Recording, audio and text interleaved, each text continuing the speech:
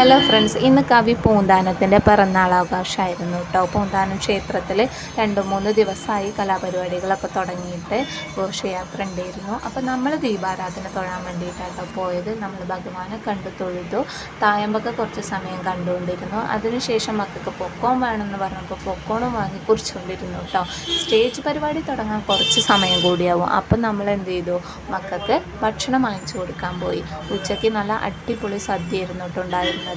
അത് നമുക്ക് കഴിക്കാൻ പറ്റിയില്ല. അപ്പോൾ അതിൻ്റെ ബാക്കി ഫുഡാണ് ഇപ്പോൾ അവിടെ കൊടുത്തുകൊണ്ടിരിക്കുന്നത്. അപ്പോൾ നമ്മൾ ഭക്ഷണം കഴിച്ചു. അതിനുശേഷം നമ്മൾ ഓരോ ഐസും കൂടെ വാങ്ങി കഴിച്ചു കേട്ടോ. പിന്നെ സ്റ്റേജ് പരിപാടി ഇന്ന് ഓട്ടം തുള്ളലാണ്. നമ്മുടെ കലാമണ്ഡലം ശ്രീമതി ബിന്ദുച്ച മാഡത്തിൻ്റെ മുൻപിൽ ശ്രീ പാർവതിക്കും താഴത്തു ഭാഗത്തു വീണു കിടക്കുന്ന